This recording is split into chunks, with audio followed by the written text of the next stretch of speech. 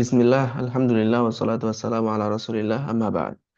Melanjutkan mind map usulul fiqh. Pembahasan yang nomor 4, al-kalam. Al-kalam adalah al-lafzul mufid, suatu ungkapan yang memberikan faidah. Wa minhu haqiqatun wa majazun ala qaul. Kalam ada yang hakiki dan ada yang majaz. Tapi ini ada perbedaan pendapat. Apakah ada majaz ataukah tidak?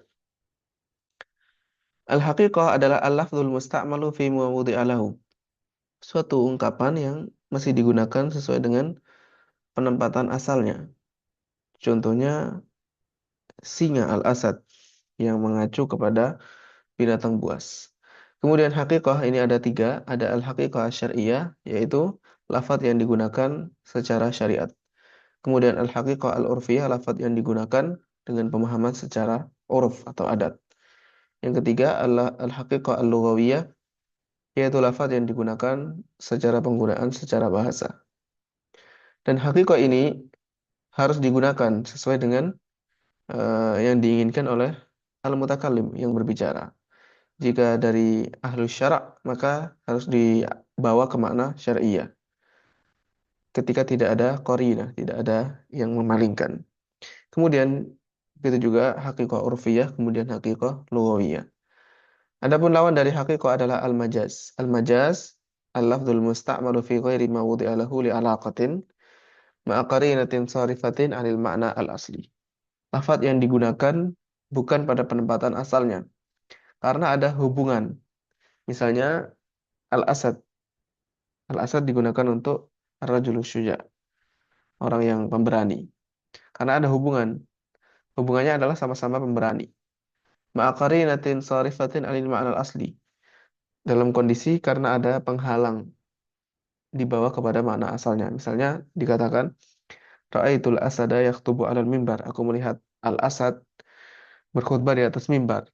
Nah, ini tidak mungkin kalau kita pahami singa, binatang. Karena berkhutbah adalah manusia. Memana'ahu ta'ifatun minal lughah, sebagian ulama dari sisi lughah dan Al-Quran ada yang melarangnya. Bahwa shawab, dan ini yang dikuatkan dalam file ini. Wa alaihi fama sabaqa ilal fahmi minas siyaqi fahuwa al-haqiqah.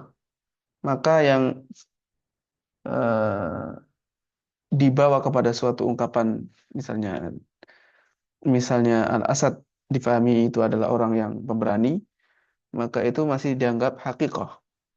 Tetapi hakikoh berdasarkan siyakul kalam, konteks kalimat.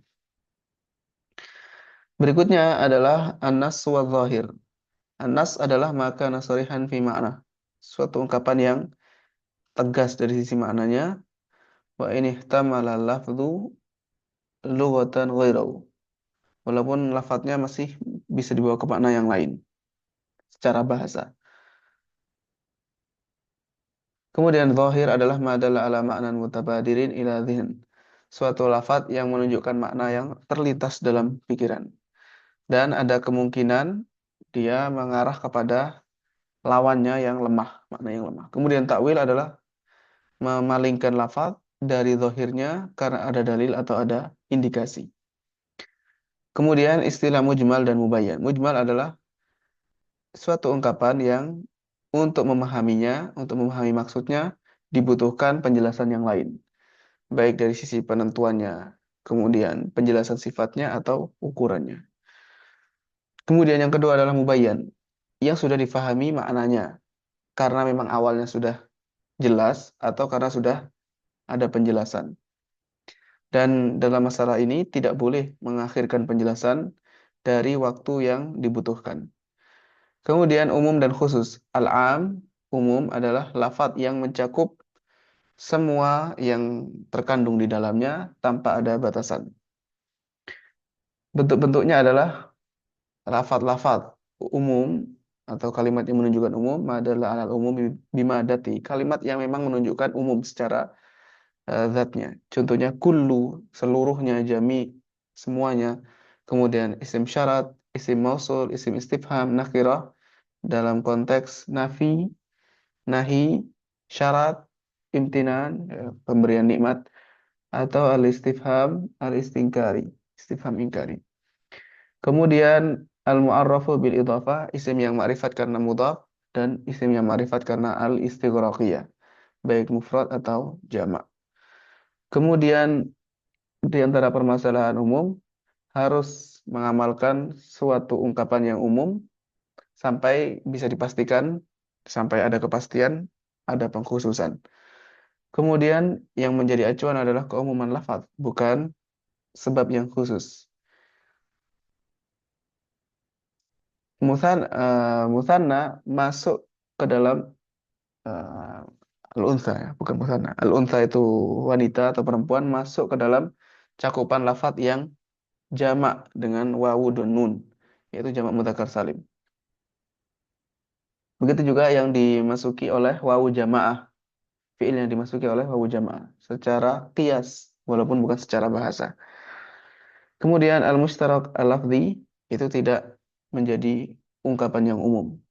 Adapun lawan dari umum adalah al-khas, yaitu lafaz yang menunjukkan batasan orang-orang tertentu atau personal tertentu atau bilangan.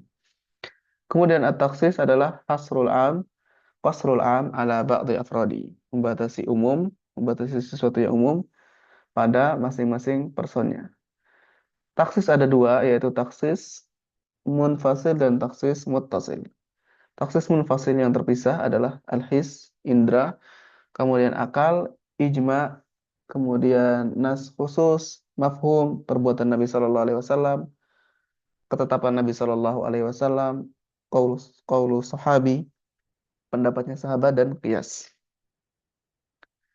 Kemudian taksis yang kedua adalah muttasil yang bersambung, yaitu al-istisna, pengecualian, yaitu ikhraju ba'dhi afradil am bi illa au ihda adawatiha, mengeluarkan sebagian dari masing-masing atau isian dari umum dengan lafadz illa atau yang semakna, salah satu adawat al-istisna.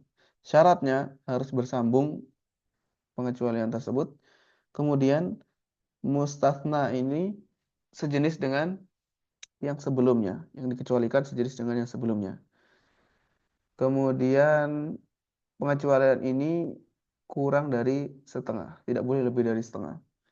Lalu yang keempat, sudah diniatkan sebelum selesai dari jumlah yang dikecualikan, kecuali dalam hal sumpah. Ini menurut pendapat yang sahih di sini.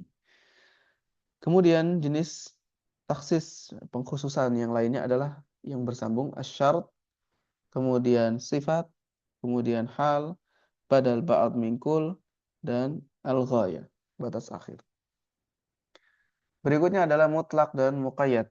Mutlak dan muqayyad. Mutlak adalah al-lafdzus syai', lafaz yang mencakup dalam suatu jenis yang diinginkan satu atau lebih.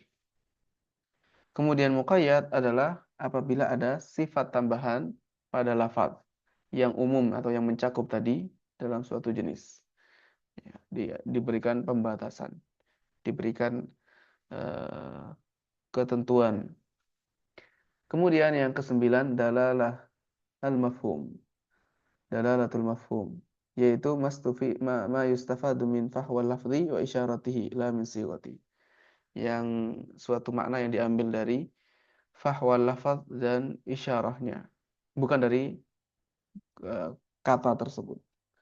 Macam-macamnya ada dalalatul iqtida, yaitu dalalatul lafaz ala maskutin yutawaqqafu sidqul kalami aw sihhatu alaih. Lafaz yang menunjukkan kepada sesuatu makna yang tidak disebutkan, tetapi ungkapan itu tidak bisa difahami benar kecuali dengan pemahaman tersebut, dengan makna tersebut. Kemudian dalalatul ima, yaitu suatu hukum bergandengan dengan sifat. Seandainya sifat ini tidak dijadikan alasannya, ilahnya, maka kalamnya itu menjadi aib, kalamnya menjadi rusak. Kemudian dalalatul isyarah adalah lafaz yang menunjukkan makna dan itu bukan yang dimaksudkan pada asalnya, tetapi itu adalah konsekuensinya.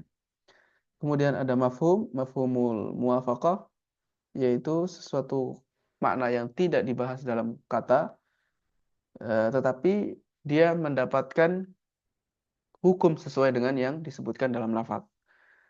Lalu yang kedua adalah mafhumul muwafaqah. Mafhum ada dua. Mafhumul mukhalafah yaitu suatu makna, suatu pernyataan yang tidak disebutkan dalam kata, tetapi diberikan hukum lawan dari hukum yang disebutkan.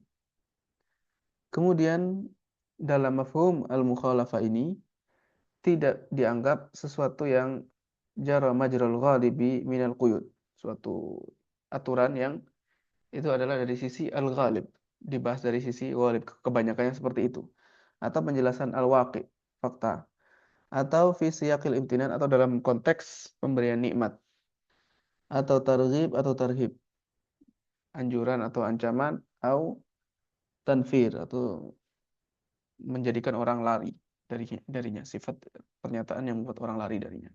Ini pengecualian, maksudnya adalah mafhum mukhalafah tidak digunakan. Kemudian macam-macam mafhum mukhalafah, ada mafhum ghayah, mafhum syarat, mafhum sifah, mafhumul adad, dan mafhumul laqab.